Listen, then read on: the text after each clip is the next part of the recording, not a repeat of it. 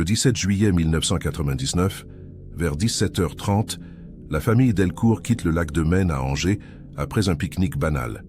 Julien et Marion, trentenaires souriants, rangent les jouets dans le coffre de leur Renault Laguna grise, tandis que Léa, 8 ans, et Maxime, 5 ans, courent encore autour des tables. Des promeneurs les voient replier le plaid, fermer la glacière, puis monter dans la voiture. Le moteur démarre, les portières claquent, et la Laguna s'engage sur la petite route qui longe le lac. 15 minutes séparent ce point de leur domicile situé rue des Lys, dans le centre-ville. Pourtant, la voiture ne franchira jamais ce trajet. Aucun voisin ne les voit rentrer, aucun appel ne parvient à leur répondeur et dès le lendemain matin, l'inquiétude s'installe. Les gendarmes lancent les premières recherches le 18 juillet, mobilisant une trentaine d'hommes pour ratisser les abords du lac, les parkings, les chemins forestiers. La Laguna reste introuvable, comme si elle s'était volatilisée entre deux virages. Les témoignages recueillis sont flous, contradictoires. Un automobiliste mentionne une voiture similaire arrêtée sur une aire de repos, mais le modèle ne correspond pas exactement. Un autre évoque un couple et 2 enfants à une station-service de Trélazé, à 8 km d'Angers. Mais l'heure ne colle pas avec celle du départ. Les enquêteurs explorent toutes les hypothèses. Accident, enlèvement, fuite volontaire, sans jamais parvenir à établir une certitude. Les semaines passent, puis les mois, et le dossier Delcourt devient l'un des mystères les plus troublants de la région. 13 ans plus tard, en octobre 2012, un employé municipal nettoie un box abandonné dans la zone industrielle de Montplaisir, au nord d'Angers. Sous des cartons moisis et des outils rouillés, il découvre une vieille caméra jetable, Kodak, recouverte de poussière. L'étiquette au dos est presque effacée, mais on devine encore une date manuscrite, juillet 1999. Intrigué, l'homme confie l'appareil à un laboratoire photo qui parvient à développer 12 clichés partiellement conservés. Sur l'un d'eux, pris en fin d'après-midi au bord du lac de Maine, apparaît la famille Delcourt. Julien porte un polo blanc, Marion a un foulard rouge, les enfants tiennent des raquettes de badminton. Mais en arrière-plan, légèrement flou, se tient une silhouette inconnue. Un homme debout près d'un arbre qui semble observer la scène. Ce détail, invisible pendant 13 ans, relance brutalement une enquête que tous croyaient enterrée. Avant de continuer, nous aimerions savoir d'où vous nous regardez. Prenez quelques secondes pour nous dire en commentaire dans quelle ville vous vous trouvez et quelle heure il est chez vous en ce moment. Cela nous aide à mieux comprendre notre communauté et à adapter nos contenus. Si ce type d'histoire vous passionne, pensez aussi à vous abonner à la chaîne et à liker cette vidéo. Chaque geste compte pour nous permettre de continuer à raconter ces affaires oubliées, ces mystères que personne n'ose plus évoquer. Nous lisons tous vos messages, et vos hypothèses enrichissent souvent nos propres recherches. Alors n'hésitez pas à partager vos impressions, vos questions ou même vos doutes. Maintenant, revenons à notre histoire et plongeons dans les premiers jours de cette disparition qui a marqué Angers pour toujours. En juillet 1999, Angers est une ville paisible où les drames restent rares et les faits divers alimentent à peine les colonnes de la presse locale. Julien Delcourt, 34 ans, travaille comme technicien dans une entreprise de télécommunications installée près de la gare. Marion, 32 ans, enseigne le français au collège Chevreul, un établissement réputé du centre-ville. Ils vivent rue des Lys, dans un appartement au 2e étage d'un immeuble ancien avec leurs 2 enfants, Léa et Maxime.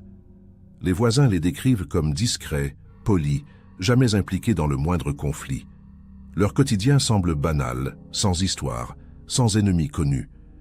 Pourtant, ce samedi 17 juillet, tout bascule en quelques heures et leur vie ordinaire se transforme en énigme absolue. Le matin du 17, Julien charge la Laguna vers 9 h. Il prépare la glacière, y glisse des sandwichs, des fruits, quelques canettes. Marion s'occupe des enfants, leur applique de la crème solaire, vérifie qu'ils ont bien leur casquette. Vers 10h30, la famille prend la route en direction du lac de Maine, un site prisé des Angevins pour les pique-niques et les balades. Le temps est clair, chaud sans excès, idéal pour une sortie en famille. Plusieurs témoins les voient arriver au parking principal vers 11 h, puis installer leur plaid sous un grand chêne, à une 50aine de mètres du bord de l'eau. Rien, dans leur attitude, ne laisse deviner la moindre inquiétude. Julien joue au ballon avec Maxime. Marion lit un magazine près de Léa qui dessine sur un carnet. L'après-midi s'écoule normalement. Vers 15 heures, un couple de retraités installés à proximité engage la conversation avec Marion.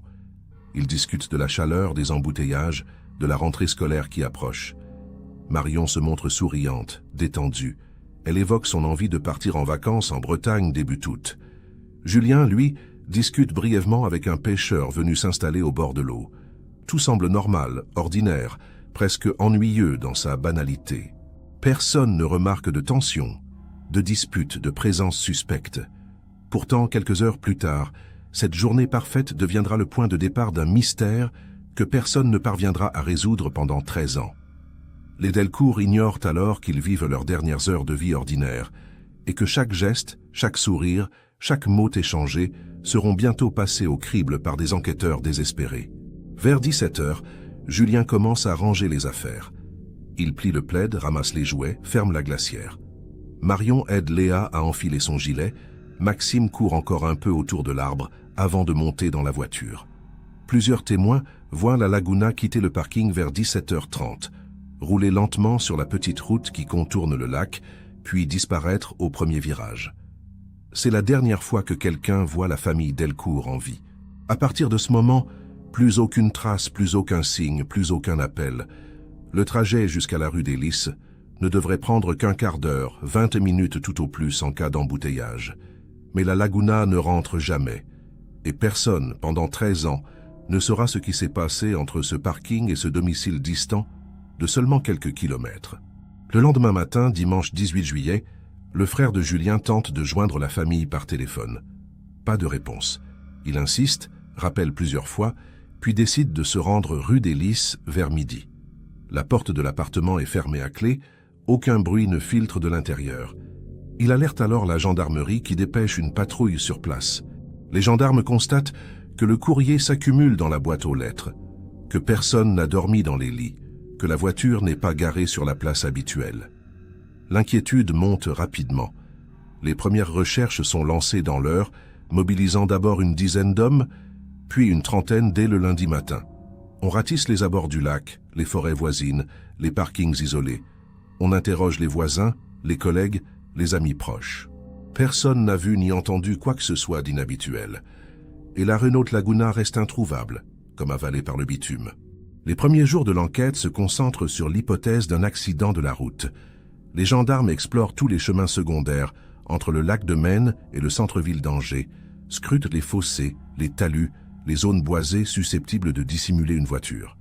Ils contactent les hôpitaux, les services d'urgence, les pompiers, pour vérifier qu'aucun accident impliquant une Laguna grise n'a été signalé dans la région. Les résultats sont négatifs. Aucune trace de tôle froissée, aucun débris sur les bas-côtés, aucun témoignage d'un choc ou d'une sortie de route. L'hypothèse de l'accident, pourtant la plus logique au départ, s'effondre rapidement. Si la famille Delcourt a eu un problème mécanique ou médical, cela ne s'est manifesté nulle part sur le trajet prévu. Les enquêteurs élargissent alors leurs recherches à un rayon de 50 km autour d'Angers. Ils interrogent les gérants de stations-service, les employés de péage, les riverains des axes routiers principaux. Un automobiliste mentionne avoir vu une Laguna grise stationnée sur une aire de repos près de Trélazé, vers 18 h le soir du 17 juillet. Mais lorsqu'on lui montre des photos de la voiture des Delcourt, il hésite, admet que la couleur était peut-être plus foncée, que la plaque d'immatriculation ne correspond pas tout à fait à ses souvenirs. Ce témoignage, bien que noté dans le dossier, ne mène à rien de concret. D'autres pistes émergent, tout aussi floues. Une femme affirme avoir vu des enfants pleurer dans une voiture à un feu rouge de Beaucouzé, mais elle ne peut ni confirmer l'heure, ni décrire les adultes présents. Le 22 juillet, soit 5 jours après la disparition, les gendarmes obtiennent l'autorisation de fouiller l'appartement des Delcourt rue des Lys. Ils espèrent y trouver des indices sur un éventuel projet de fuite, une lettre, un message, un indice quelconque expliquant ce départ précipité.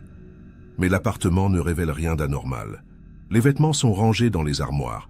Les jouets des enfants traînent encore dans le salon. Le réfrigérateur contient des produits frais achetés le vendredi 16 juillet. Aucun signe de préparation, aucun document manquant, aucun compte bancaire vidé. Les relevés montrent que Julien et Marion n'ont effectué aucun retrait important dans les semaines précédant leur disparition. Leurs cartes de crédit n'ont plus été utilisés après le 17 juillet. Tout indique une vie normale, brutalement interrompue sans raison apparente. Les collègues de Julien sont interrogés dès le début de la semaine suivante. Tous décrivent un homme sérieux, ponctuel, jamais impliqué dans des conflits professionnels. Il avait mentionné son intention de prendre des vacances début août, sans rien préciser de particulier. Aucun projet de déménagement, aucune difficulté financière connue. Les enseignants du collège Chevreul, où Marion travaillait, confirment qu'elle semblait épanouie, investie dans son métier, appréciée de ses élèves. Elle préparait des cours pour la rentrée de septembre, avait commandé des manuels scolaires quelques jours avant sa disparition. Rien dans son comportement ne laissait présager une rupture brutale avec sa vie quotidienne. Les enquêteurs en viennent à envisager une hypothèse plus sombre, celle d'un enlèvement. Cette piste criminelle change radicalement l'orientation de l'enquête. Les gendarmes cherchent désormais des ennemis potentiels, des rancunes anciennes, des dettes cachées. Ils interrogent les proches, les anciens voisins, les parents d'élèves du collège Chevreul. Personne ne mentionne de conflits graves, de menaces, de comportements inquiétants. Julien et Marion menaient une vie discrète, sans histoire, sans excès. Ils n'avaient pas d'ennemis connus, ne fréquentaient pas de milieux troubles, ne s'étaient jamais plaints de harcèlement ou de problèmes relationnels. L'hypothèse de l'enlèvement reste donc théorique, sans le moindre élément concret pour la soutenir. Les jours passent, les recherches se multiplient, mais aucune avancée significative ne se dessine. Le mystère reste entier, et la frustration des enquêteurs grandit.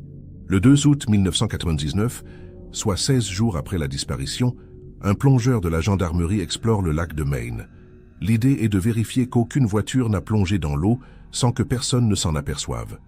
Les zones profondes, près des berges escarpées, sont inspectées méthodiquement. Mais la laguna ne repose pas au fond du lac. Aucune épave, aucun débris, aucune trace de véhicule immergé.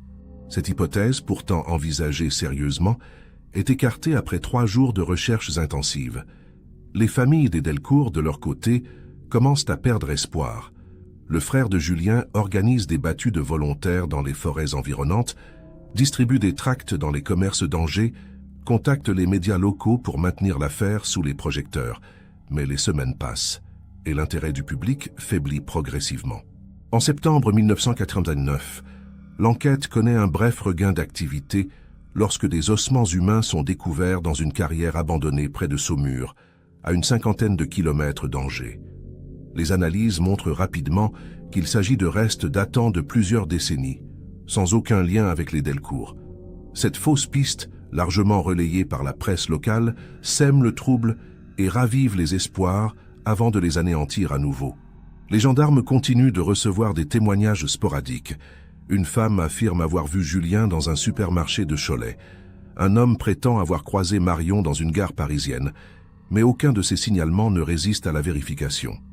Les mois passent, puis les années, et le dossier Delcourt commence à s'enfoncer dans l'oubli collectif.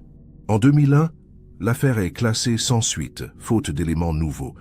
Les familles refusent d'abandonner, lancent des appels réguliers dans les médias, créent une association pour les personnes disparues dans le Maine-et-Loire. Mais l'attention du public se tourne vers d'autres drames, d'autres mystères. Et les Delcourt deviennent progressivement une note de bas de page dans l'histoire criminelle de la région. Les gendarmes conservent le dossier ouvert, au cas où un indice surgirait un jour, mais personne ne croit vraiment à une résolution. Les années 2000 s'écoulent sans apporter la moindre réponse.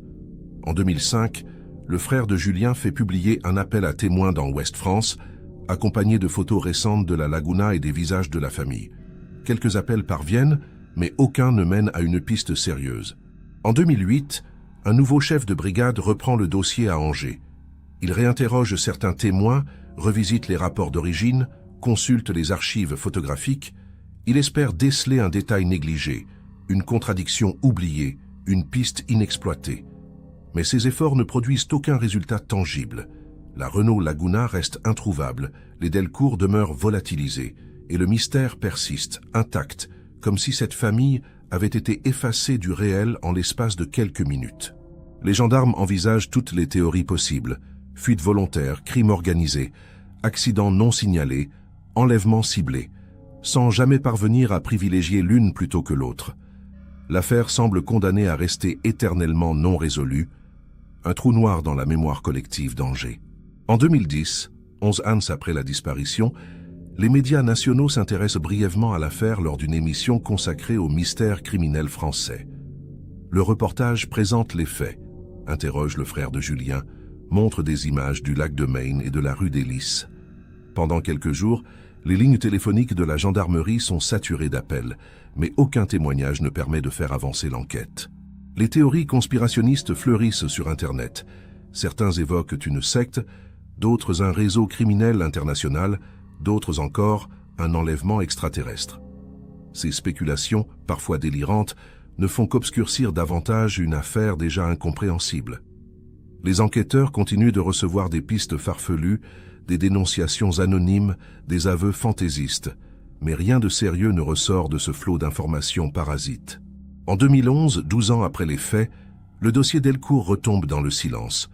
Plus aucun article de presse, plus aucune émission télévisée, plus aucun appel à témoins. Les familles continuent de se battre en coulisses, mais leur voix ne porte plus. Angers a tourné la page, et la ville semble avoir oublié cette famille disparue un soir d'été sans laisser la moindre trace. Pourtant, en octobre 2012, un événement totalement inattendu va tout changer. Un simple objet, une vieille caméra jetable, va rouvrir brutalement un dossier que tout le monde croyait enterré pour toujours. Ce que contiennent ces clichés oubliés va bouleverser 13 ans de certitude et forcer les enquêteurs à revisiter chaque détail de cette journée maudite du 17 juillet 1999. L'employé municipal qui découvre la caméra s'appelle Patrick Moreau. Il travaille pour la ville d'Angers depuis 20 ans, s'occupe du nettoyage des bâtiments désaffectés avant leur démolition ou leur réhabilitation. Ce jour-là, en octobre 2012, il vide un box abandonné dans la zone industrielle de Montplaisir, au nord de la ville. Le lieu servait autrefois d'entrepôt pour une entreprise de déménagement qui a fait faillite en 2003. Depuis, le bâtiment a été laissé à l'abandon, squatté occasionnellement, pillé par des ferrailleurs. Patrick fouille les cartons moisis, les vieux meubles, les objets oubliés, lorsqu'il tombe sur une caméra jetable Kodak recouverte de poussière. L'appareil est intact, encore dans son emballage plastique partiellement déchiré. Une étiquette manuscrite au dos indique « Juillet 99 ». Intrigué, Patrick décide de ne pas jeter l'objet et le confie à un laboratoire photo de la ville. Le technicien du laboratoire, Éric Blanchard, reçoit la caméra le 15 octobre 2012. Il doute d'abord de pouvoir récupérer quoi que ce soit après 13 ans de stockage dans des conditions probablement déplorables. Mais il tente tout de même le développement, par curiosité professionnelle plus que par réel espoir. À sa grande surprise, 12 clichés sont exploitables, bien que partiellement endommagés par l'humidité et le temps. Les images montrent des scènes banales, un pique-nique au bord d'un lac, des enfants qui jouent, un couple assis sur un plaid. Éric ne prête pas attention au contenu au début, jusqu'à ce qu'il remarque une date imprimée automatiquement dans le coin inférieur droit de chaque photo. 17-07-1999. Ce détail l'interpelle. Il se souvient vaguement d'une affaire de disparition survenue à cette époque, mais sans pouvoir mettre de nom dessus. Éric contacte Patrick Moreau pour lui demander où la caméra a été trouvée exactement. Patrick lui explique les circonstances de la découverte, le box abandonné, l'entreprise de déménagement en faillite. Éric décide alors de signaler sa trouvaille à la gendarmerie, au cas où les photos auraient un intérêt quelconque pour une enquête ancienne. Le 17 octobre, un gendarme vient récupérer les clichés et les compare immédiatement aux archives photographiques de l'affaire Delcourt. La ressemblance est frappante. Sur plusieurs photos, on reconnaît Julien avec son polo blanc, Marion avec son foulard rouge, Léa et Maxime tenant leurs raquettes de badminton. Les vêtements, les objets, la position du soleil, tout correspond aux témoignages recueillis en 1999. Ces images ont été prises le jour même de la disparition, probablement en fin d'après-midi, quelques heures avant que la famille ne quitte le lac de Maine. Le gendarme qui examine les clichés s'appelle lieutenant Arnaud Tessier. Il a rejoint la brigade d'Angers en 2005, soit 6 ans après la disparition des Delcourt, mais il connaît bien le dossier pour l'avoir étudié lors de sa formation interne. Arnaud observe chaque photo avec attention, cherchant des détails qui auraient pu échapper aux enquêteurs d'origine. Sur la plupart des images, on voit simplement la famille en train de profiter de l'après-midi, rien d'inhabituel. Mais sur le 10e cliché, Pris depuis un angle légèrement décalé, une silhouette apparaît en arrière-plan à une dizaine de mètres derrière Marion. Un homme, debout près d'un arbre, semble observer la scène. Son visage est flou, partiellement masqué par l'ombre des feuillages, mais sa posture intrigue Arnaud. L'homme ne semble pas être un simple promeneur distrait. Il regarde dans la direction de la famille, les mains dans les poches, immobile. Arnaud fait agrandir cette photo spécifique et la soumet à l'analyse de l'identité judiciaire. Les experts tentent d'améliorer la netteté, de révéler des détails invisibles à l'œil nu, mais la qualité de l'image, combinée aux 13 ans de dégradation, limite les résultats. On parvient à distinguer que l'homme porte un jean sombre et une chemise claire, qu'il semble avoir entre 30 et 50 ans, qu'il mesure environ 1,80 m. Mais son visage reste indéchiffrable, trop flou pour être identifié ou même comparé à des fichiers de personnes recherchées. Arnaud décide alors de retrouver le photographe, la personne qui a pris ces clichés ce jour-là. Si quelqu'un peut expliquer la présence de cet homme, c'est bien lui. Mais identifier le propriétaire de cette caméra va se révéler plus compliqué que prévu. La caméra Kodak ne porte aucune inscription permettant de remonter directement à son acheteur. Arnaud interroge Patrick Moreau pour obtenir plus de détails sur le box où l'objet a été trouvé. Patrick explique que l'entreprise de déménagement, nommée Transport Express, a fermé ses portes en 2003 après des difficultés financières. Les anciens locaux ont été occupés par plusieurs sociétés éphémères avant d'être abandonnés définitivement en 2008. Les archives de Transport Express ont été partiellement conservées par le liquidateur judiciaire, mais elles sont incomplètes et mal organisées. Arnaud passe plusieurs jours à éplucher ces documents, cherchant un lien entre cette entreprise et la famille Delcourt. Il découvre que Julien Delcourt n'a jamais fait appel à Transport Express, du moins selon les factures et contrats retrouvés. Aucune trace de Marion non plus. Arnaud élargit ses recherches aux clients de Transport Express, ayant utilisé leur service entre juin et août 1999. Il obtient une liste de 123 noms qu'il commence à croiser avec les témoins interrogés en 1999. Parmi ces noms, un attire son attention. Fabien Moreau, 38 ans à l'époque, employé comme magasinier dans une entreprise textile près d'Angers. Fabien avait loué un box chez Transport Express en juillet 1999 pour entreposer des meubles pendant des travaux dans son appartement. Arnaud retrouve sa trace et l'interroge en novembre 2012. Fabien se souvient vaguement d'avoir loué ce box, mais nie formellement être allé au lac de Maine le 17 juillet 1999. Il affirme avoir passé la journée chez lui, seul, sans témoin. Son alibi est invérifiable, mais rien ne permet non plus de le relier directement au Delcourt. Arnaud montre à Fabien la photo agrandie de l'homme en arrière-plan. Fabien observe l'image longuement, puis secoue la tête. Il ne se reconnaît pas, affirme que sa silhouette ne correspond pas, que ses vêtements habituels à cette époque étaient différents. Arnaud insiste, lui demande s'il possédait une caméra jetable en juillet 1999. Fabien répond qu'il avait effectivement ce type d'appareil, qu'il l'utilisait pour photographier ses chantiers de bricolage, mais qu'il l'a perdu ou jeté à une date qu'il ne peut préciser. Cette coïncidence intrigue Arnaud, mais elle ne constitue pas une preuve. Fabien accepte de fournir un échantillon ADN pour comparaison avec d'éventuelles traces prélevées sur la caméra. Les analyses montrent que plusieurs profils génétiques sont présents sur l'appareil, mais aucun ne correspond à Fabien.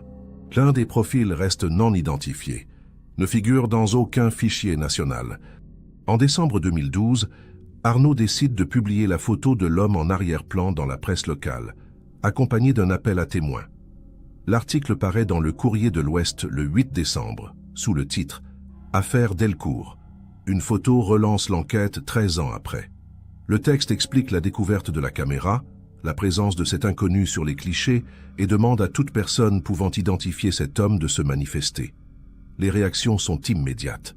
En quelques jours, la gendarmerie reçoit plus de 50 appels, dont la plupart sont des hypothèses farfelues ou des dénonciations sans fondement. Mais 3 témoignages retiennent l'attention d'Arnaud. 3 personnes différentes, qui ne se connaissent pas, affirment reconnaître cet homme. Et toutes 3 donnent le même nom, Laurent Gervais. Laurent Gervais, 42 ans en 1999, était agent de sécurité dans un supermarché d'Angers. Il vivait seul dans un petit pavillon de la banlieue ouest, menait une vie discrète, sans histoires apparentes. Arnaud retrouve rapidement sa trace dans les fichiers. Laurent Gervais est décédé en 2007 à l'âge de 50 ans, des suites d'un cancer. Il n'a jamais été inquiété par la justice, n'a jamais été interrogé dans le cadre de l'affaire Delcourt, et rien dans son passé ne laisse présager un lien quelconque avec cette famille. Arnaud contacte la sœur de Laurent, Chantal Gervais, qui vit toujours à Angers. Elle accepte de le rencontrer le 12 décembre 2012 dans les locaux de la gendarmerie. Chantal observe la photo agrandie et confirme immédiatement « l'homme en arrière-plan ressemble trait pour trait à son frère ». La posture, la corpulence, les vêtements, tout correspond à ce qu'elle se souvient de Laurent à cette époque. Arnaud demande à Chantal si son frère fréquentait le lac de Maine en juillet 1999. Elle réfléchit, puis confirme que Laurent aimait s'y promener le week-end, souvent seul, pour pêcher ou simplement marcher. Mais elle ne se souvient pas qu'il ait mentionné quoi que ce soit d'inhabituel ce jour-là. Arnaud lui demande ensuite si Laurent connaissait la famille Delcourt. Chantal hésite, puis explique que son frère ne lui parlait pas beaucoup de ses fréquentations, qu'il était plutôt solitaire, renfermé. Elle ne peut ni confirmer ni infirmer un lien éventuel. Arnaud insiste. Laurent a-t-il changé de comportement après juillet 1999 ? Chantal réfléchit longuement, puis mentionne un détail qui lui revient en mémoire. À partir d'août 1999, Laurent est devenu plus nerveux, plus distant. Il évitait les questions, sortait moins, passait des heures enfermé chez lui. Elle avait attribué ce changement à des problèmes professionnels, sans chercher plus loin. Arnaud décide de fouiller dans le passé de Laurent Gervais. Il consulte son dossier professionnel, ses relevés bancaires de l'époque, ses antécédents médicaux. Rien de suspect ne ressort. Laurent menait une vie rangée, sans dettes importantes, sans fréquentation douteuse. Mais en creusant davantage, Arnaud découvre un détail troublant. En septembre 1999, soit 2 mois après la disparition des Delcourt, Laurent a vendu sa voiture, une Peugeot 306 noire, à un ferrailleur de la région pour une somme dérisoire. Le véhicule a été détruit quelques jours plus tard, sans qu'aucun contrôle technique ou expertise ne soit réalisé. Cette vente précipitée intrigue Arnaud. Pourquoi se débarrasser d'une voiture fonctionnelle aussi rapidement et pour si peu d'argent? Arnaud tente de retrouver des traces de cette Peugeot dans les archives, mais le ferrailleur a fermé en 2004 et les documents ont été perdus. Arnaud convoque Chantal Gervais une seconde fois, le 18 décembre 2012, pour lui poser des questions plus précises sur cette vente de voiture. Chantal confirme que son frère s'est effectivement séparé de sa Peugeot en septembre 1999, mais elle ne se souvient pas qu'il ait expliqué pourquoi. Elle pensait qu'il voulait acheter un véhicule plus récent, mais Laurent n'a jamais racheté de voiture par la suite. Il utilisait les transports en commun ou se déplaçait à vélo. Ce comportement, rétrospectivement, lui semble étrange. Arnaud demande si Laurent a laissé des affaires personnelles après sa mort. Chantal explique qu'elle a conservé quelques cartons contenant des vêtements, des livres, des papiers administratifs. Arnaud obtient l'autorisation de consulter ses archives personnelles, dans l'espoir de trouver un indice oublié. Le 20 décembre, Arnaud se rend au domicile de Chantal, dans un pavillon de Saint-Barthélemy d'Anjou, à quelques kilomètres d'Angers. Elle le conduit au grenier, où 3 cartons poussiéreux sont entreposés depuis 2007. Arnaud commence à fouiller méthodiquement, sortant chaque objet, chaque document pour les examiner. La plupart des papiers sont banals, factures, relevés bancaires, courriers administratifs. Mais dans le deuxième carton, Arnaud découvre un carnet à spirale format A5, rempli de notes manuscrites. Les pages sont datées, couvrent la période de janvier 1998 à décembre 2000. Laurent semblait tenir une sorte de journal intime, ou du moins noter des pensées, des observations, des événements marquants. Arnaud feuillette rapidement le carnet, cherchant une mention du 17 juillet 1999. La page correspondant à cette date contient une seule phrase énigmatique. « Vu quelque chose. Ne sait pas quoi faire. » Pas de détails, pas de nom, pas de contexte. Arnaud continue de lire les pages suivantes. Le 18 juillet, Laurent écrit « Ai mal dormi. Pense à ce que j'ai vu. Dois-je prévenir quelqu'un ?» Le 20 juillet. « Et essayer d'appeler, mais personne. Peut-être mieux de ne rien dire. » Le 25 juillet, lu dans le journal. Mon Dieu. Le 2 août. Trop tard maintenant. Dois oublier. Ces notes fragmentaires suggèrent que Laurent a été témoin de quelque chose le 17 juillet, quelque chose qui l'a profondément troublé, mais qu'il n'a jamais osé révéler. Arnaud photocopie l'intégralité du carnet et décide de le faire analyser par un graphologue et un psychologue criminologue pour tenter d'interpréter ces indices cryptiques. En janvier 2013, les analyses confirment que l'écriture correspond bien à celle de Laurent Gervais et que le carnet n'a pas été falsifié. Le psychologue criminologue, le docteur Jean-Marc Leroy, suggère que Laurent a probablement assisté à une scène inquiétante le 17 juillet, mais qu'il hésitait à la rapporter par peur, par doute ou par culpabilité. Le fait qu'il mentionne avoir essayé d'appeler laisse penser qu'il a tenté de contacter la police ou un proche, sans succès. Le graphologue note une nervosité croissante dans les écritures des jours suivants, avec des lettres plus tremblantes, des ratures plus fréquentes. Tout indique que Laurent était sous pression psychologique, tiraillé entre le besoin de parler et la peur des conséquences. Mais que pouvait-il avoir vu exactement? Arnaud décide de retourner au lac de Maine pour tenter de reconstituer la scène. Le 15 janvier 2013, Arnaud se rend sur place accompagné d'un technicien en scène de crime et d'un photographe. Ils se positionnent à l'endroit exact où la photo de l'homme en arrière-plan a été prise, en se basant sur les repères visuels, l'arbre, la disposition des tables, l'angle du soleil. De cette position, on a une vue dégagée sur le plaid des Delcourt, situé à une dizaine de mètres. Arnaud imagine Laurent se tenant là, observant la famille, peut-être sans intention particulière au départ. Mais que s'est-il passé ensuite? Arnaud fait venir des figurants pour recréer la scène, demande à chacun de rejouer les gestes décrits par les témoins de 1999. Julien range les affaires, Marion aide les enfants à monter dans la voiture. Tout semble normal, mais Arnaud remarque un détail troublant. Depuis la position de Laurent, on ne peut pas voir le parking principal. On voit la famille préparer son départ, mais on ne voit pas dans quelle direction la voiture se dirige ensuite. Arnaud fait une hypothèse. Et si Laurent avait vu quelqu'un d'autre s'approcher de la famille après leur départ du plaid? Quelqu'un qui aurait intercepté les Delcourt entre le lac et le parking?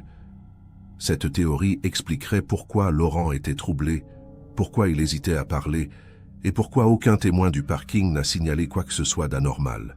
Arnaud décide de réinterroger tous les témoins encore vivants de 1999 pour vérifier si quelqu'un se souvient d'une autre personne présente sur les lieux ce jour-là.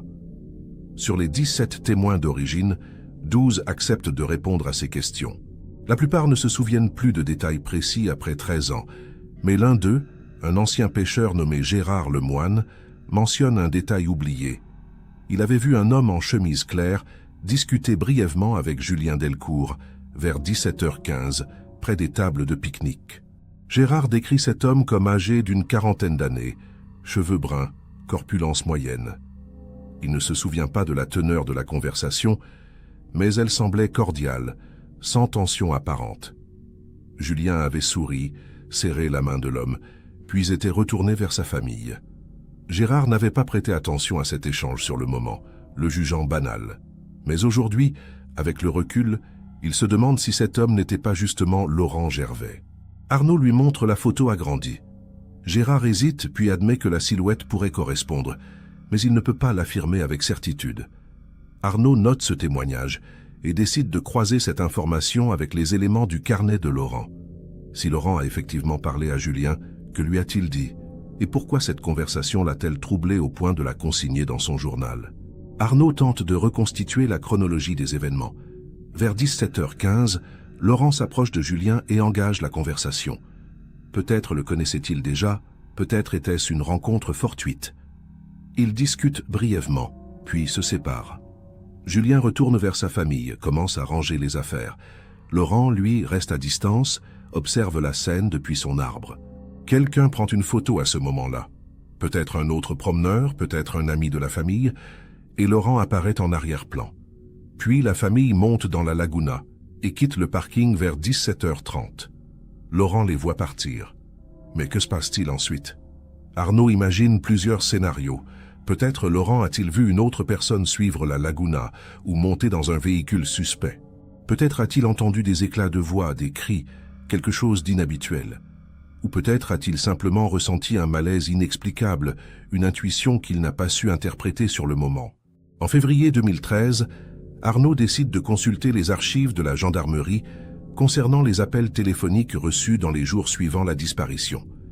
Il espère trouver une trace d'un appel anonyme ou non identifié qui pourrait correspondre à la tentative de contact mentionnée par Laurent dans son carnet. Après plusieurs jours de recherche, il découvre qu'un appel a été enregistré le 19 juillet 1999 à 9h12. L'appelant un homme a demandé à parler à un gendarme responsable de l'affaire Delcourt. Il a été mis en attente puis a raccroché avant qu'un enquêteur ne puisse prendre la communication. Le numéro de téléphone a été tracé. Il provenait d'une cabine publique située près de la gare d'Angers. Arnaud vérifie si cette cabine était proche du domicile de Laurent Gervais. Elle se trouvait à 800 mètres de chez lui, accessible en 10 minutes à pied. Cette coïncidence renforce l'hypothèse que Laurent était bien l'auteur de cet appel avorté.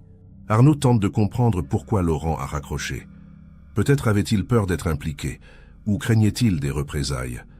Peut-être doutait-il de la pertinence de ce qu'il avait vu, ou pensait-il que personne ne le croirait. Le carnet suggère qu'il était tiraillé, hésitant, incapable de prendre une décision claire. Arnaud imagine Laurent dans cette cabine, le combiné à la main, le cœur battant, les mots coincés dans la gorge. Puis le déclic, le raccrochage brutal, la fuite. Laurent rentre chez lui, se persuade qu'il vaut mieux oublier qu'il est trop tard de toute façon. Mais cette décision le hantera pendant des années, jusqu'à sa mort en 2007. Arnaud se demande si Laurent a jamais confié son secret à quelqu'un d'autre ou s'il l'a emporté dans la tombe. Il décide de réinterroger Chantal Gervais pour vérifier si son frère a jamais évoqué cette affaire, même indirectement. Chantal accepte de le rencontrer à nouveau le 25 février 2013. Arnaud lui pose des questions plus précises sur les dernières années de vie de Laurent. Chantal explique que son frère est devenu de plus en plus renfermé à partir de 2000, qu'il buvait davantage, qu'il semblait rongé par quelque chose qu'il refusait de nommer. Elle avait tenté plusieurs fois de lui parler, de comprendre ce qui le tourmentait, mais Laurent repoussait toujours ses questions. En 2005, lorsqu'on lui a diagnostiqué un cancer, il a d'abord refusé les traitements, comme s'il avait renoncé à vivre. Ce n'est qu'après l'insistance de Chantal qu'il a accepté une chimiothérapie, mais sans grande conviction. Il est mort 2 ans plus tard, en 2007, emportant avec lui ses tourments et ses secrets. Chantal se demande aujourd'hui si ce poids psychologique n'a pas contribué à sa dégradation physique et mentale. Arnaud demande à Chantal si Laurent a laissé d'autres écrits, des lettres, des messages. Elle fouille à nouveau dans les cartons et retrouve une enveloppe cachetée, adressée à elle-même, avec la mention « à n'ouvrir qu'après ma mort ». Chantal explique qu'elle a découvert cette lettre en 2007, après le décès de Laurent, mais qu'elle ne l'a jamais lue, par peur de ce qu'elle pourrait contenir. Elle avait préféré l'oublier, la ranger au fond d'un tiroir et ne plus y penser. Arnaud lui demande la permission de lire cette lettre. Chantal hésite longuement, puis finit par accepter. Elle tend l'enveloppe à Arnaud, les mains tremblantes. Arnaud l'ouvre délicatement, déplie la feuille manuscrite et commence à lire. Ce qu'il découvre va bouleverser l'intégralité de l'enquête et révéler une vérité que personne n'avait jamais envisagée. La lettre de Laurent, datée du 10 juin 2007, soit quelques semaines avant sa mort, contient un aveu glaçant. « Chantal, je ne peux plus vivre avec ce poids. Il faut que tu saches, le 17 juillet 1999, j'étais au lac de Maine. J'ai vu quelque chose. J'ai vu cette famille monter dans leur voiture et j'ai vu un homme s'approcher d'eux. Il leur a parlé, ils ont semblé le connaître. Puis ils sont montés ensemble dans un autre véhicule, une camionnette blanche. J'ai trouvé ça étrange, mais je n'ai rien fait. Le lendemain, j'ai appris qu'ils avaient disparu. J'aurais dû parler, j'aurais dû appeler. Mais j'avais peur. Peur d'être impliqué, peur de me tromper, peur de tout. Et maintenant, il est trop tard. Pardonne-moi. » La lettre est signée simplement « Laurent ». Arnaud Tessier relit la lettre 3 fois, cherchant à assimiler chaque mot, chaque détail. Laurent Gervais affirme avoir vu les Delcourt monter dans une camionnette blanche avec un homme qu'il semblait reconnaître. Cette révélation change radicalement la nature de l'enquête. Si Laurent dit vrai, alors la famille n'a pas disparu suite à un accident ou une fuite volontaire, mais bien à cause d'une rencontre orchestrée, probablement planifiée. Arnaud demande à Chantal si elle a la moindre idée de l'identité de cet homme à la camionnette. Chantal secoue la tête, bouleversée par ce qu'elle vient d'apprendre. Elle ne comprend pas pourquoi son frère a gardé ce secret pendant 8 ans, pourquoi il n'a jamais trouvé le courage de parler avant sa mort. Arnaud la rassure du mieux qu'il peut, puis quitte son domicile avec la lettre soigneusement placée sous scellé. De retour à la gendarmerie, Arnaud convoque immédiatement son supérieur, le capitaine Rémi Dufour, pour lui présenter cette découverte. Dufour, qui a lui-même travaillé sur l'affaire Delcourt en 2001, est stupéfait. Il ordonne la réouverture officielle de l'enquête, la mobilisation d'une équipe dédiée et la consultation des archives relatives aux véhicules immatriculés en 1999 dans le département du Maine-et-Loire. L'objectif est désormais d'identifier toutes les camionnettes blanches enregistrées à cette époque, de retrouver leurs propriétaires et de vérifier si l'un d'eux avait un lien quelconque avec la famille Delcourt.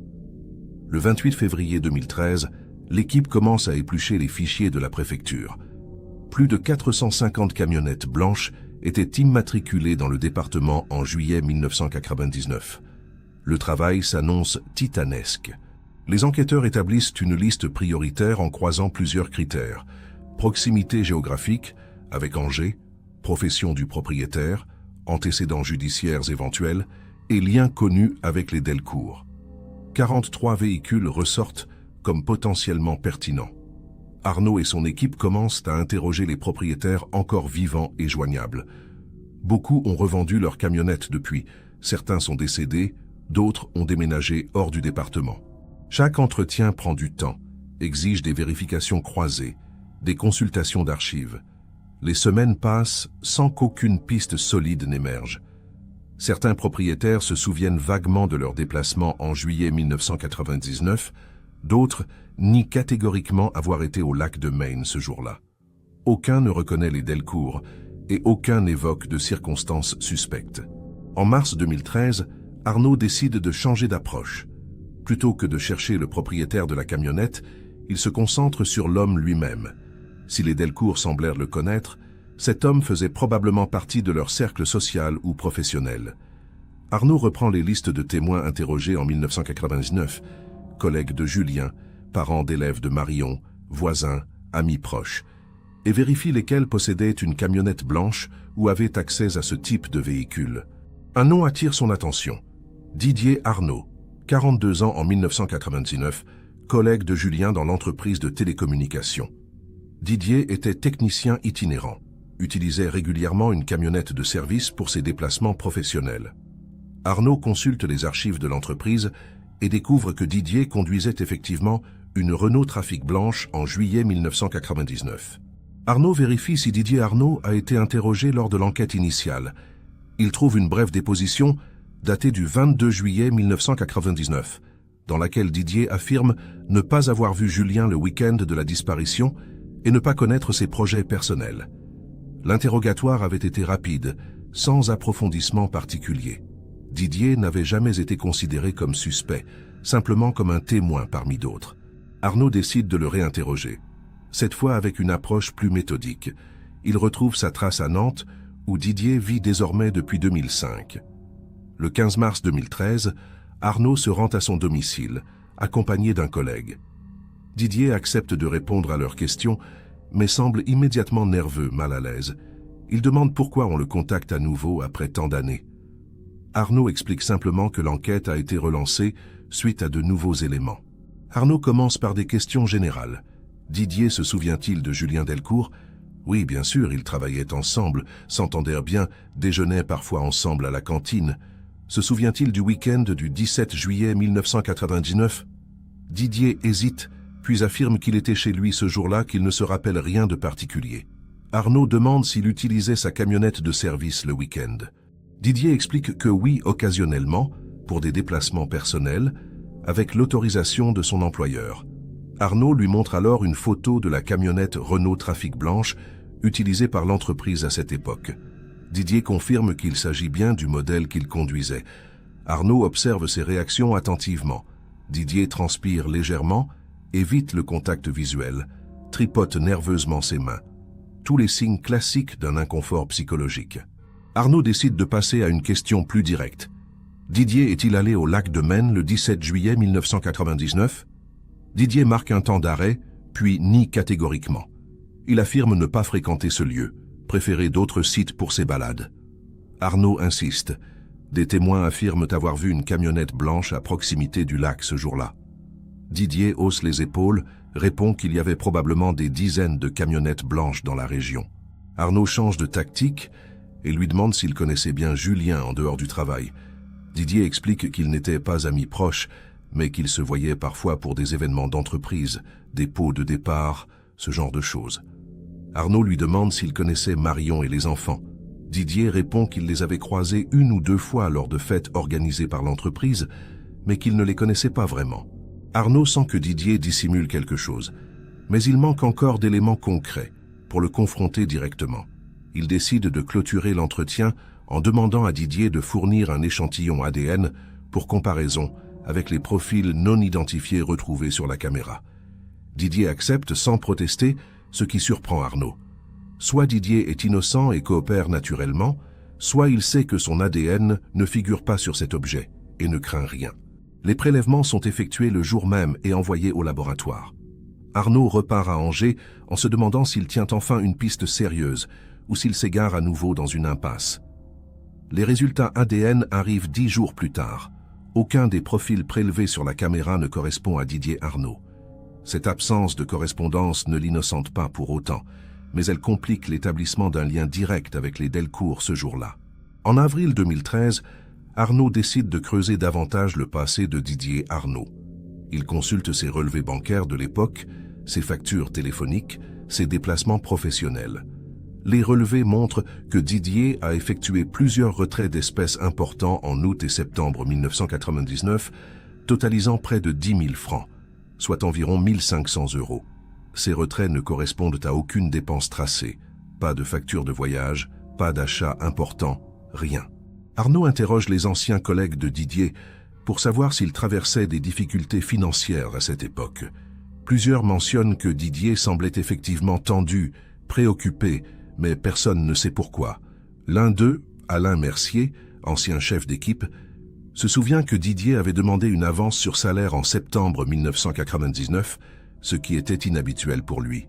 Arnaud convoque Alain Mercier pour un entretien formel le 18 avril 2013.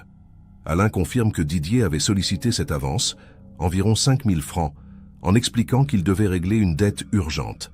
Alain n'avait pas demandé de détails, avait simplement validé la demande. Arnaud lui demande si Didier avait mentionné la nature de cette dette. Alain secoue la tête, explique que Didier restait évasif, parlait de problèmes personnels, sans préciser. Arnaud note cette information et décide de vérifier si Didier avait contracté des prêts ou des crédits à cette période. Les archives bancaires montrent qu'il avait effectivement un crédit à la consommation en cours, mais les mensualités étaient régulièrement payées, sans retard significatif. Alors pourquoi cette avance? Pourquoi ces retraits massifs? Arnaud commence à soupçonner que Didier a peut-être payé quelqu'un, ou remboursé une dette liée à un événement survenu en juillet 1999. En mai 2013, Arnaud obtient l'autorisation de placer Didier Arnaud sous surveillance discrète. L'objectif est d'observer ses comportements, ses déplacements, ses fréquentations actuelles. Pendant 3 semaines, une équipe surveille ses allées et venues à Nantes. Didier mène une vie apparemment normale. Il travaille désormais comme consultant indépendant, vit seul dans un appartement du centre-ville, fréquente peu de monde. Mais un détail intrigue les enquêteurs. Chaque vendredi soir, Didier se rend dans un bar du quartier de la Gare, où il retrouve toujours le même homme, un quinquagénaire massif, cheveux grisonnants. Les 2 hommes discutent longuement, semblent avoir des échanges tendus, parfois animés. Arnaud fait identifier cet homme par les services de renseignement. Il s'agit de Michel Barnier, 53 ans, ancien gérant d'une entreprise de transport routier, condamné en 2008 pour recel de marchandises volées. Arnaud décide d'interroger Michel Barnier le 3 juin 2013. Michel accepte de se présenter volontairement à la gendarmerie de Nantes. Arnaud lui demande d'emblée quel est son lien avec Didier Arnaud. Michel explique qu'ils se connaissent depuis longtemps, qu'ils ont travaillé ensemble dans les années 1990, que Didier faisait appel à ses services de transport pour livrer du matériel de télécommunication. Arnaud lui demande s'ils se sont vus en juillet 1999. Michel réfléchit, puis affirme ne pas se souvenir précisément que c'était il y a trop longtemps. Arnaud insiste. Michel possédait-il une camionnette blanche à cette époque Michel confirme qu'il avait plusieurs véhicules dans son parc, dont des camionnettes blanches. Arnaud lui demande s'il a déjà entendu parler de la famille Delcourt. Michel marque un temps, puis répond que oui, vaguement, à cause de l'affaire médiatisée en 1999. Mais il nie les avoir connus personnellement. Arnaud change de tactique et confronte Michel à un détail troublant. Pourquoi rencontre-t-il Didier Arnaud chaque vendredi soir depuis des mois? Michel explique qu'ils sont amis, qu'ils aiment discuter, prendre un verre ensemble. Arnaud insiste. De quoi parle-t-il lors de ces rencontres? Michel devient évasif, répond qu'ils évoquent le passé, le travail, la vie en général. Arnaud lui demande alors s'ils ont déjà évoqué l'affaire Delcourt. Michel hésite longuement, puis finit par admettre que oui, 1 ou 2 fois, parce que Didier était collègue de Julien et que l'affaire l'avait marqué. Arnaud prend note et décide de placer Michel sous écoute téléphonique en espérant intercepter une conversation révélatrice. L'autorisation judiciaire est obtenue le 10 juin 2013 et les écoutes démarrent immédiatement.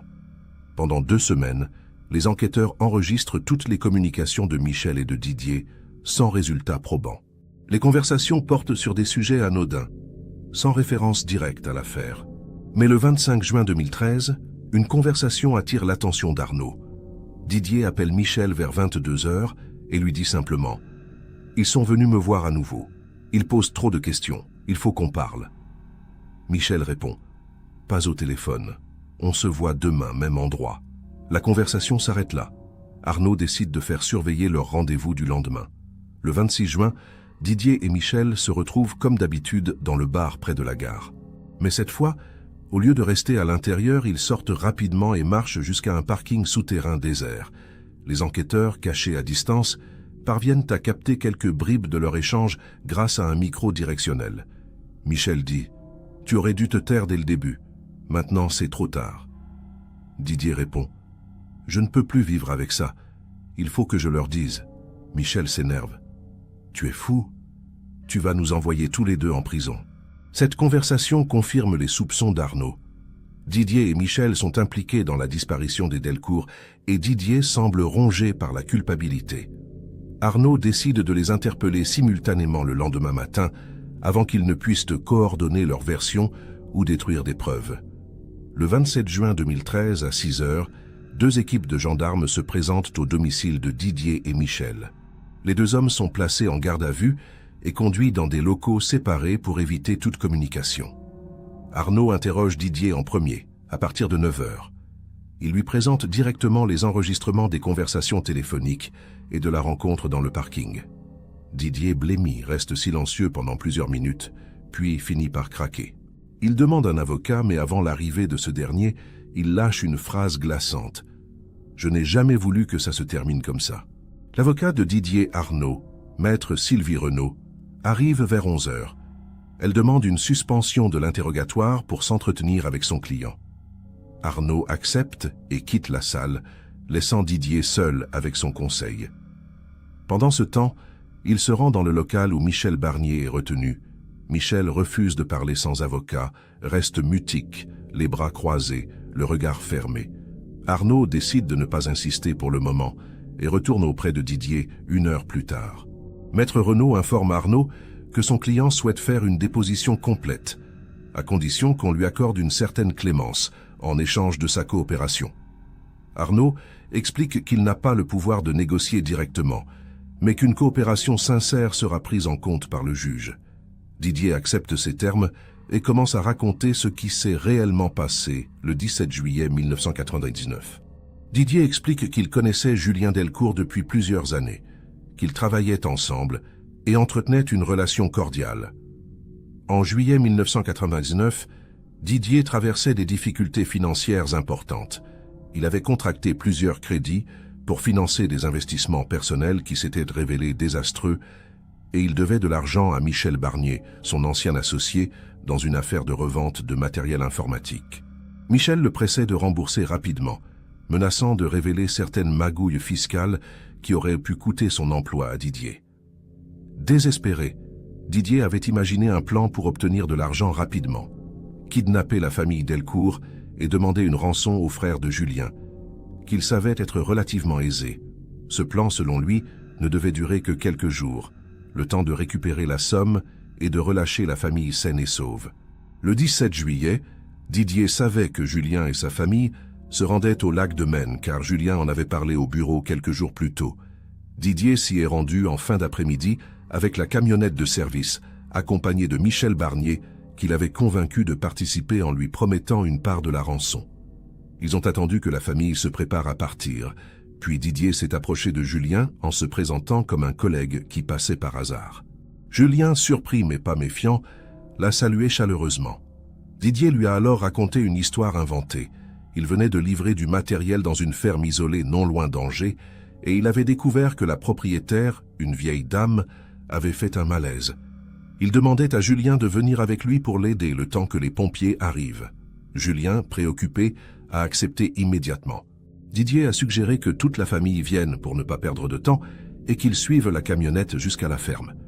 Marion, un peu hésitante, a fini par accepter, pensant qu'ils en auraient pour quelques minutes seulement.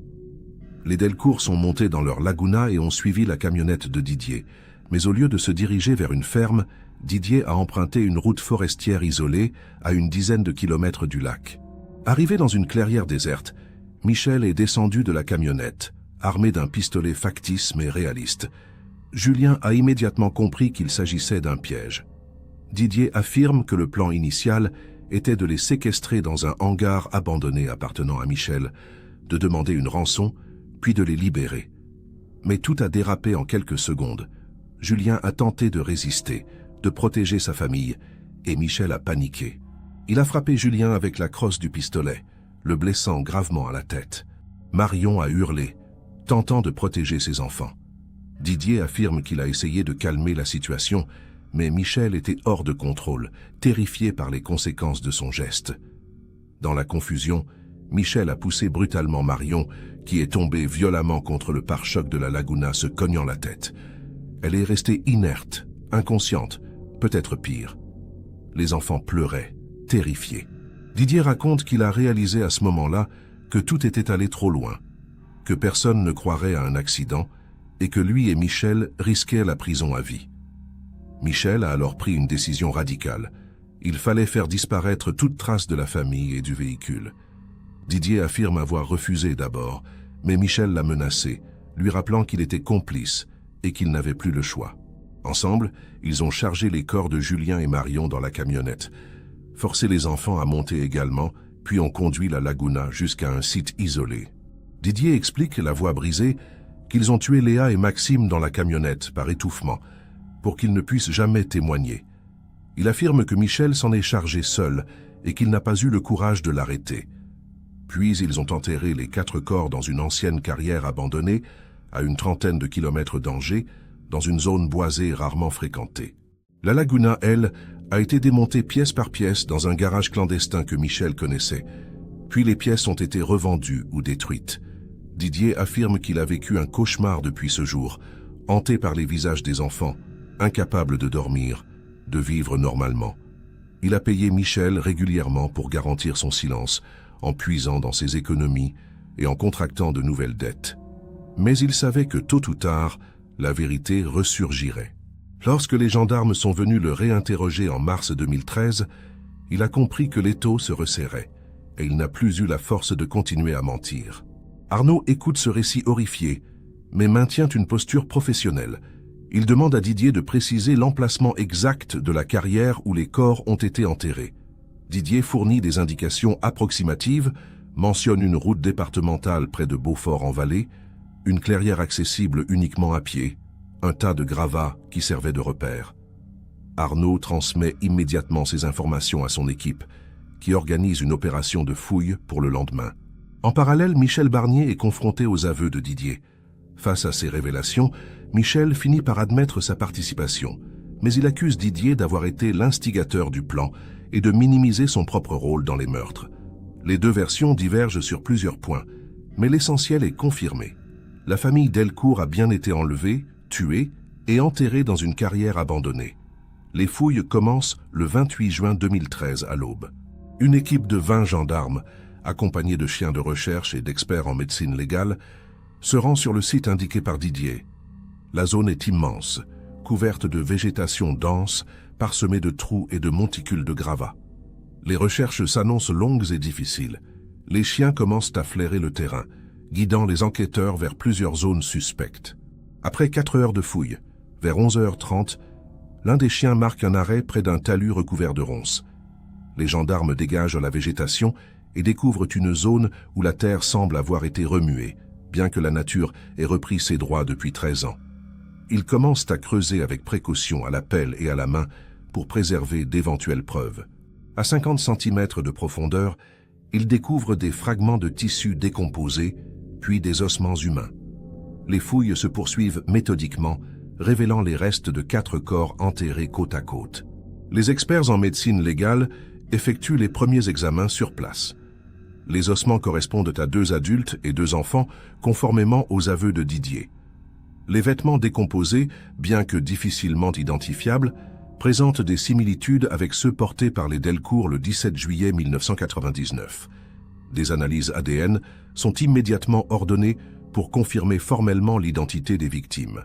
Les prélèvements sont envoyés en urgence au laboratoire et les résultats arrivent le 3 juillet 2013. Il s'agit bien de Julien, Marion, Léa et Maxime Delcourt. 13 ans après leur disparition, la famille est enfin retrouvée.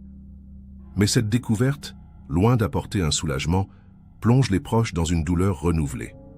Le frère de Julien, prévenu le jour même, s'effondre en apprenant la confirmation du pire scénario. Il avait gardé espoir pendant toutes ces années, imaginant parfois que la famille avait refait sa vie ailleurs, sous de nouvelles identités. Désormais, il n'y a plus de place pour le doute, seulement pour le deuil. Le 5 juillet 2013, Didier Arnaud et Michel Barnier sont officiellement mis en examen pour enlèvement, séquestration et assassinats aggravés. Ils sont placés en détention provisoire dans des établissements séparés. Didier continue de coopérer avec les enquêteurs, fournissant des détails sur le démantèlement de la Laguna, les noms des receleurs ayant acheté certaines pièces et les transactions financières effectuées pour acheter le silence de complices mineurs. Michel, lui, maintient une version dans laquelle il minimise son rôle, affirmant avoir été manipulé par Didier. Les enquêteurs recoupent les témoignages, analysent les relevés bancaires, interrogent les personnes citées par Didier. Plusieurs individus sont entendus. Certains admettent avoir manipulé des pièces de voitures suspectes en 1999, mais tous affirment avoir ignoré leur origine criminelle. Aucun n'est poursuivi, faute de preuves de complicité consciente. En septembre 2013, les obsèques officielles de la famille Delcourt sont organisées à Angers. Des centaines de personnes se rassemblent à l'église Saint-Maurice pour rendre hommage à Julien, Marion, Léa et Maxime.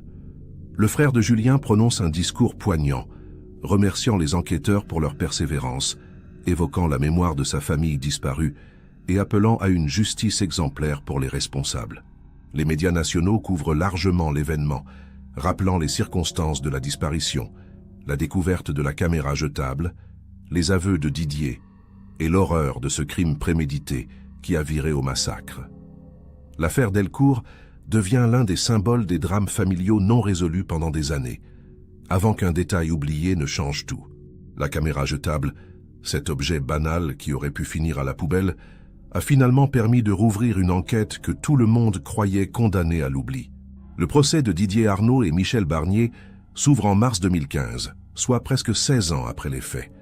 Les débats durent 3 semaines, au cours desquels les 2 accusés maintiennent des versions contradictoires sur leurs responsabilités respectives. Didier plaide coupable, demande pardon aux familles, tente d'expliquer son geste par la pression financière et la panique. Michel, lui, nie avoir prémédité les meurtres, affirme avoir agi sous la contrainte de Didier et tente de se présenter comme une victime collatérale. Mais les preuves accumulées, les témoignages, les enregistrements et surtout la découverte des corps ne laissent aucun doute sur leur culpabilité commune. Le 25 mars 2015, le verdict tombe. Didier Arnaud est condamné à 30 ans de réclusion criminelle, Michel Barnier à 28 ans. Les familles des victimes, bien que soulagées de voir les coupables punis, savent que rien ne ramènera Julien, Marion, Léa et Maxime. La justice a été rendue, mais le vide laissé par leur disparition reste immense et irréparable. En 2016, un documentaire télévisé retrace l'affaire Delcourt, de la disparition initiale jusqu'au procès. Le réalisateur interroge les enquêteurs, les proches, et consacre une large partie du reportage à Laurent Gervais, le témoin silencieux dont la culpabilité posthume a finalement permis de résoudre l'énigme. La lettre de Laurent est lue intégralement à l'écran, provoquant une émotion intense chez les téléspectateurs. Beaucoup se demandent comment l'affaire aurait pu être résolue plus tôt, si Laurent avait trouvé le courage de parler en 1999. D'autres lui pardonnent, comprenant la peur et la pression psychologique qu'il a dû ressentir. Chantal Gervais, la sœur de Laurent, est également interviewée. Elle explique qu'elle a mis du temps à digérer le secret de son frère, mais qu'elle a fini par accepter que Laurent était lui aussi une victime de cette tragédie, victime de sa propre incapacité à affronter la vérité. En 2018, la caméra jetable Kodak est exposée au musée de la gendarmerie à Melun, dans une section consacrée aux affaires criminelles résolues grâce à des indices inattendus. L'objet, désormais iconique, symbolise l'importance de la ténacité des enquêteurs et la fragilité des secrets enfouis. À côté de la caméra, une plaque commémorative rappelle les noms de Julien, Marion, Léa et Maxime Delcourt et rend hommage à toutes les victimes de disparitions inexpliquées. Chaque année, des milliers de visiteurs s'arrêtent devant cette vitrine, observent cet appareil photo vieilli et prennent conscience qu'un simple objet oublié peut parfois révéler des vérités enfouies pendant des décennies. L'affaire Delcourt reste gravée dans la mémoire collective d'Angers et au-delà, rappelant que certains mystères, même les plus impénétrables, finissent toujours par livrer leurs secrets. 13 ans séparent la disparition de la famille Delcourt et la découverte de la caméra jetable qui a tout changé. 13 ans pendant lesquels les enquêteurs ont exploré toutes les pistes, interrogé des dizaines de témoins, fouillé des centaines de kilomètres carrés sans jamais trouver la moindre trace. 13 ans pendant lesquels les proches ont oscillé entre espoir et désespoir, imaginant 1000 scénarios, refusant d'accepter la réalité jusqu'à ce que les preuves deviennent irréfutables. Cette affaire illustre à quel point un détail apparemment insignifiant, une photo floue, une silhouette en arrière-plan, un carnet oublié, peut bouleverser une enquête et révéler des vérités que personne n'imaginait. Laurent Gervais, témoin malgré lui, a emporté son secret dans la tombe, mais sa lettre posthume a permis aux enquêteurs de reprendre le dossier sous un angle totalement différent et de finalement identifier les responsables de ce drame familial. Aujourd'hui, le lac de Maine à Angers reste un lieu paisible, fréquenté par des familles, des promeneurs, des amateurs de nature. Mais pour ceux qui connaissent l'histoire des Delcourt, ce site garde une aura sombre, un souvenir indélébile de ce jour de juillet 1999 où 4 vies ont basculé en quelques minutes. Une plaque discrète a été installée près de l'endroit où la famille avait pique-niqué, rappelant leur mémoire et invitant les visiteurs à une réflexion sur la fragilité de l'existence. Les années passent, les saisons se succèdent, mais le mystère de cette disparition désormais résolue continue de fasciner et de questionner. Comment un plan aussi simple a-t-il pu dégénérer en tragédie absolue? Comment 2 hommes ordinaires ont-ils pu commettre l'irréparable, puis vivre pendant 13 ans avec ce poids écrasant? Ces questions restent sans réponse satisfaisante, et elles alimentent encore aujourd'hui les débats sur la nature humaine, la culpabilité et les limites de la rédemption. L'affaire Delcourt a également marqué un tournant dans la gestion des disparitions inexpliquées en France. Suite à cette affaire, les autorités ont renforcé les protocoles de recherche, amélioré les bases de données sur les véhicules et les personnes disparues, et encouragé les témoins à signaler le moindre détail suspect, même des années après les faits. La découverte de la caméra jetable a prouvé que certains objets, certains indices, peuvent rester cachés pendant des décennies avant de refaire surface et de changer le cours d'une enquête. Aujourd'hui, si vous connaissez des informations sur une affaire non résolue, si vous avez été témoin d'une scène étrange, si vous possédez un objet qui pourrait avoir un lien avec une disparition, n'hésitez pas à contacter les autorités. Chaque détail compte, chaque témoignage peut faire la différence. Et n'oubliez pas de vous abonner à cette chaîne pour découvrir d'autres histoires vraies, d'autres mystères qui ont marqué la France. Laissez un commentaire pour nous dire ce que vous pensez de cette affaire et partagez cette vidéo autour de vous. Merci de nous avoir suivis jusqu'au bout.